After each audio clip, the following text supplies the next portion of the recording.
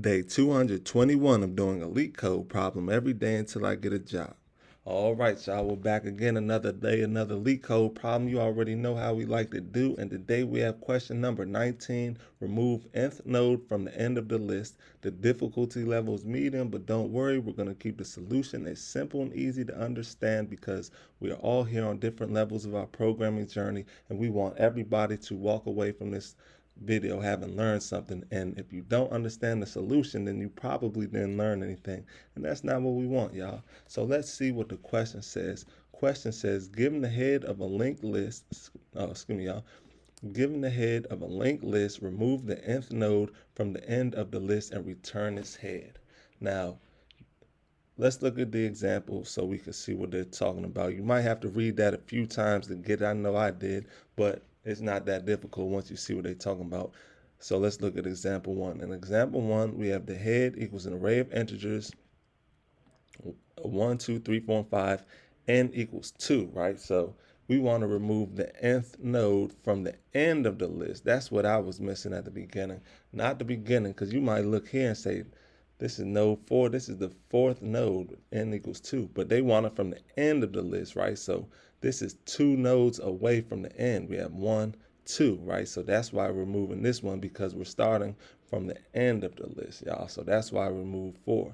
So we have to find a way to get this pointer 3, this 3 to point to 5 and remove the 4, right? So there's ways we can do that. We're going to get into that with the solution, but let's look at the rest of these examples just in case they try to throw some trick questions our way, right? So in example 2, we have input 1 is only one node and n equals 1. That means we should be returning a blank array after that. And then in example 3, we have the input head equals 1 and 2, n equals 1. That means we need to remove this 2 because it's the first node at the end of the list, and we will just return 1, right?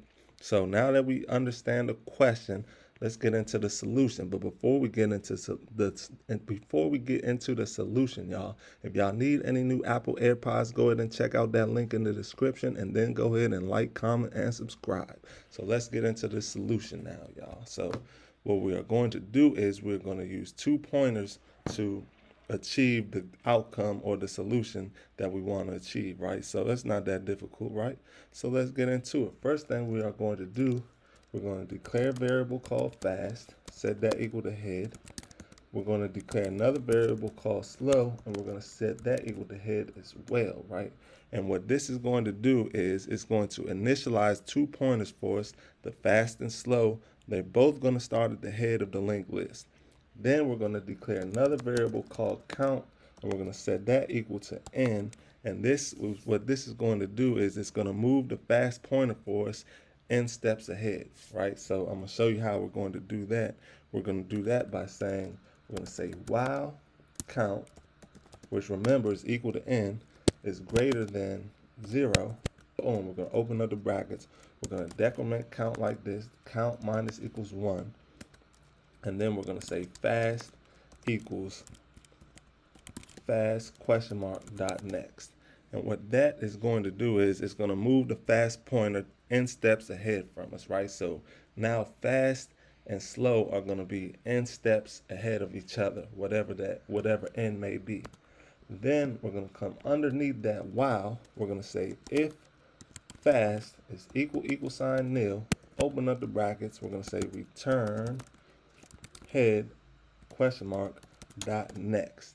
And what this is going to do is it's going to, if fast is nil after moving n steps, that means the node to remove is now the head, right? And then we're going to return the second node as the new head. Then we're going to come underneath that and we are going to say while question mark dot fast, excuse me, y'all. While fast question mark dot next is not equal nil, open up the brackets, we're going to say fast equals fast dot next, it should be a question mark, fast question mark dot next, dot next, and slow should be slow equals slow question mark dot next, just like that. And what that's going to do is going to move both of the pointers fast and slow until fast reaches the last node. And remember, slow and fast are going to be n steps apart from each other. And then we're going to come down here and we are going to say slow, dot next. We're going to set that equal to slow